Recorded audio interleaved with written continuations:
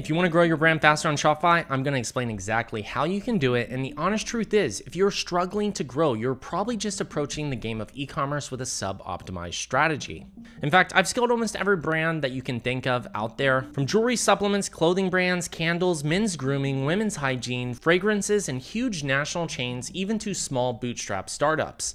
You name the brand, I've scaled them. We've done a little over $2 billion in client revenue, and personally, I've advised on over $200 million in ad spend. And the secret is, I actually went down the rabbit hole to completely understand how each component actually works and how it actually turns itself into cash.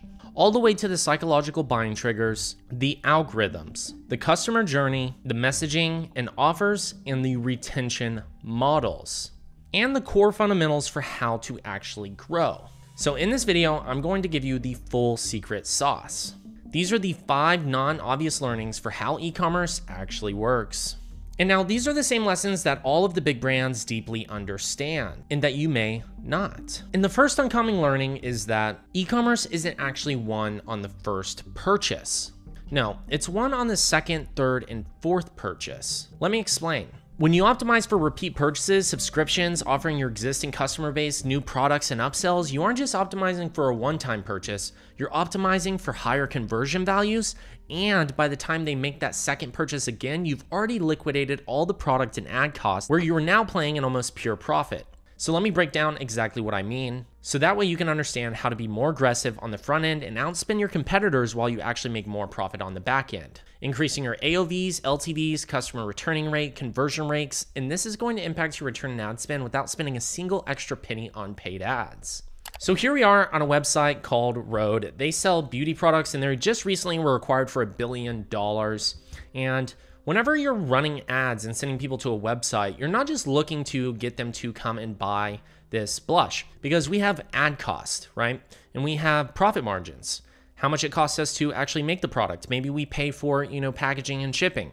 These are all things that, even to our margin, it make it much harder to have cash flow to scale in the long run, right? So whenever somebody comes to the website and they buy a product for $24, that's not the end of the story. So what we really want to do is not just get them to buy one product, we want them to buy multiple shades of that one product. We want them to add the additional product upsells that we have below the product, going from $24 to now adding in glazing milk for $32, where we're now at $80, not just $24.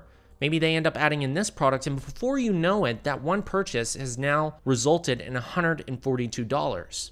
And it doesn't stop there. That is just the beginning gateway into the brand. What we want to do from here is now implement retention flows, where you actually email them afterwards and give them a welcome email series where you're actually thanking them for making the product purchase and then offering them a special offer to give their friends to also try out, right? That gets them to come back in, potentially either buy again or get us to introduce another user to come buy without us actually spending any money to do it. And then we can retarget this individual to bring them back to the site. We can offer them a loyalty program where they get special offers the more they shop with us.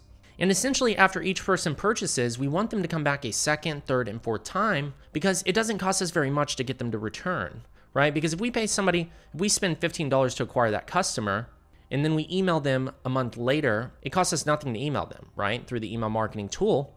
Well, as soon as they buy again, now we're getting pure profit off of that. So the name of the game is you want to get people to, not only make the first time purchase, but you want to retain them on the back end and build a community to actually get them to buy over and over again. And the second most uncommon learning is that multi-channel marketing is a trap. If you're a young brand, and young brand meaning under $1 million per month in revenue, that is a lot different than what you probably have been told. And here's why. Rather than just looking to spend a little bit on every platform, let's say that you have, a $5,000 marketing spend budget, it's much better to master one platform than try to master them all. Here's an example. Let's say that you spend $1,000 on Meta. Well, you're gonna have to spend time creating content for Meta platform.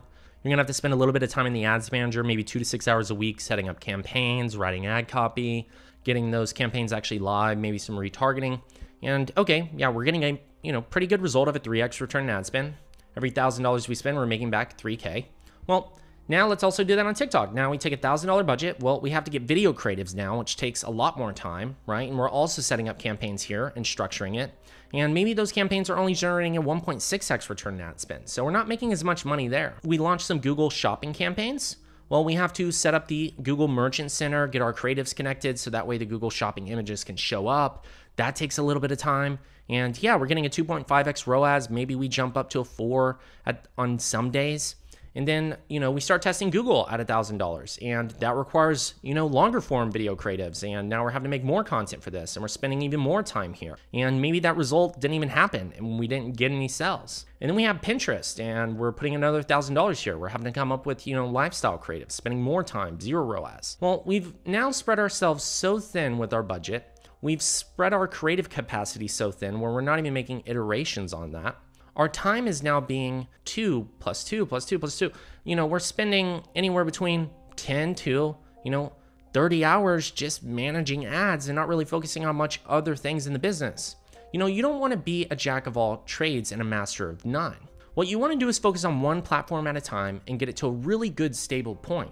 Because if we take all this time that we're spending on TikTok, Google, YouTube, Pinterest, and put all that time into making the best creative formats possible for Meta, iterating on the winning ideas, well, we're not just going to get a 3x ROAS, we're going to get a much higher ROAS and be able to spend much more because we're putting all of our emphasis on creating the best content possible and iterating on those winning ideas.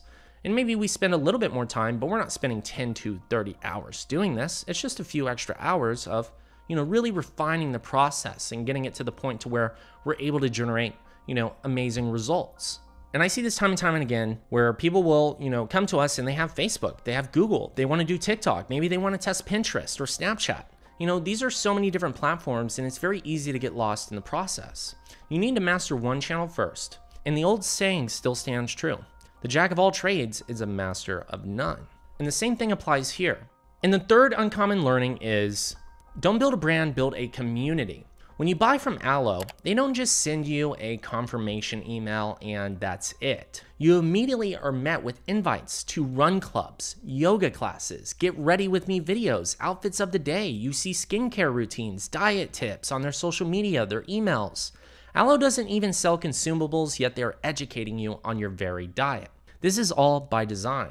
When you bring them into your world of Allo and you give all that Allo stands for, that makes that brand a part of your life. If you're a customer and you go to a yoga class wearing only the leggings you just got from them, but everyone else is decked out head to toe in Allo gear, what are the chances you buy more from the brand to fit in? But the beauty is not in the repeat purchase in this case. It's the fact that you acquired a purchase without paying to acquire it. When you strategically design your business to be a part of your customer's life, your products now become a need in their life, instead of just buying a product online and forgetting about it. The real game is played inside of retention. You want to retain. And the more you retain, the more profit your brand makes without having to spend more money on paid ads, which leads me to my fourth uncommon learning, which is spending more doesn't necessarily mean you make more. Let me break this down. So what I mean by spending more doesn't actually result in making more. And a lot of cases is here's our profit and here's our profit zone. The red line is our ad spend. The blue line is our return on ad spend. And the higher ROAS, the lower ROAS, and the higher our spend, the lower our spend, okay? So whenever you are just starting out and you start spending a little bit, some of your creatives are working, you're getting a really high return on ad spend. Maybe you're spending $5, $10 a day, you're seeing a few purchases at a really good ROAS. And so you're excited about that. So you end up scaling up your spend and your ROAS starts to slightly come down, nothing too crazy. Maybe you get to about $40, $50 a day. ROAS is still really good. You're getting more sales. You're in the profit zone. You're excited. So you continue to scale that spend. And at a certain point, your ROAS really begins to dip. One week is amazing, the next week it's not. And you find yourself in this position, as soon as you start to get to 100, 150 daily spend, everything breaks. And now you're wondering what just happened because I was getting really good results and all of a sudden everything tanked. And so many of you find yourself in this position. And what is happening is you're crossing the equilibrium point. And the equilibrium point is this yellow dot here. It is the point at which how much you spend and how much you get in return on ad spend crosses, meaning this is the most you could spend at the highest return on ad spend, meaning it's the most profit you can make in this exact point, and anything where you spend more results in less profit and a lower ROAS. And when you scale up, you see your ROAS drop. And a lot of people can't figure this part out or figure out how to break out of this area. And they have really thin margins in this, marginal profit zone. And they're having a hard time getting their spend here. Maybe they launch different campaigns, redo their audiences, and they find an extra 15 bucks and maybe move this bar just ever so slight. This is the problem that most people face. Spending more doesn't necessarily mean you're going to make more. In a lot of cases, it results in the opposite. So how do you break that path? Well, this is what a chart looks like from breaking that moment. What you want to do is whenever your ROAS starts to go up, you want to delay your spend a little bit longer. So let's say your ROAS is spiking, wait 3 days and then increase your spend, and you'll see your ROAS can actually hang a little bit longer. In the moment your ROAS starts to plateau and you start to cross that point of the equilibrium zone, you want to start introducing what are called S-curves. And this is where you input new creative ideas. So you would expand your messaging at this moment. You wouldn't continue scaling spend.